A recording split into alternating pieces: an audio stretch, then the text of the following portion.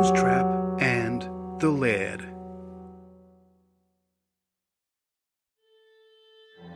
He's riding Dr. Frankenstein's bicycle. He collected all the body parts from dead bicycles all over town, gave them a spark of life, created a transport abomination. The push bike seems to trudge along, each pedal push a clumsy, unnatural step. He's riding to the cemetery to find fresh flowers to take to his girl. She finds his frugal ways comical and intriguing. Dr. Frankenstein was a genius. So is her boyfriend, in his own way. She knows he is odd, but not evil or misguided. Her jewelry is all gold, salvaged from dumped electronics, handmade just for her. In her courtyard, the water in her fountain is pumped by a battery that is fueled by a rickety wind generator.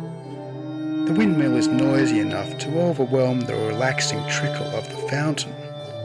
Life with him is never relaxing, always on the edge of a new creation, a newly reincarnated machine, a zombie jalopy. He leans his bike against the rail on her front porch, pulls the string on the cuckoo clock doorbell he gave her for her birthday, hands her the flowers and kisses her gently. He knows how lucky he is. She understands him and didn't set the villagers with torches after him when he courted her.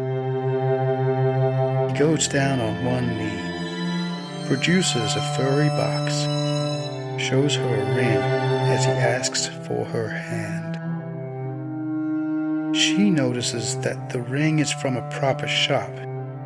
He has tried to do the right thing, offer her a conventional proposal. He will never understand why she said no. He rides away from her house on Dr. Frankenstein's bicycle, trudging miserably through city streets, scaring the dogs and children, heading back towards a cemetery, his mind on a new creation.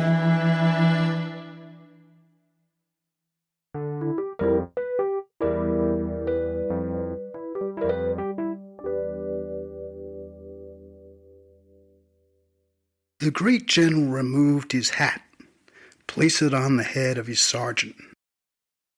The great general wrapped his famous coat, grey from the last war, not blue like the current ones, around the shoulders of his bewildered subordinate. Today you will inspect the parade. Let us see who is paying attention. The sergeant was accustomed to the quirks of the general and knew better than to argue. He gratefully accepted 3 large swigs of good brandy to give him the swagger of a great general, and stepped out to impersonate one.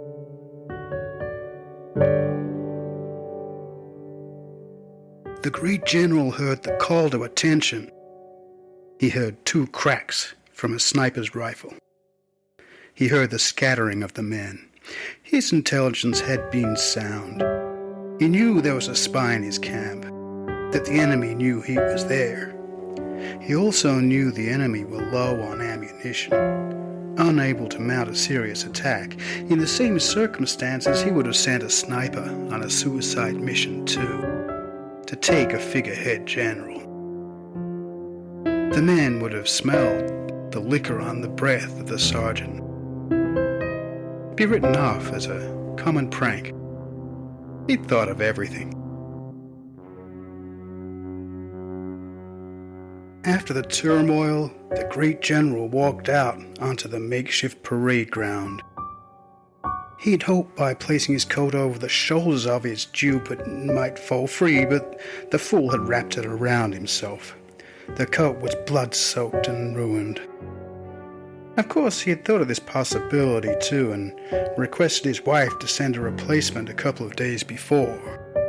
Grey from the last war, not blue. He looked down at the body of his sergeant.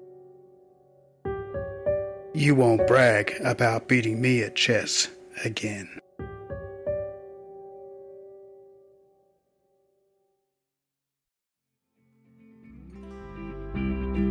Mousetrap and the Laird is supported by some to keep it free for all. For details, please see the show notes.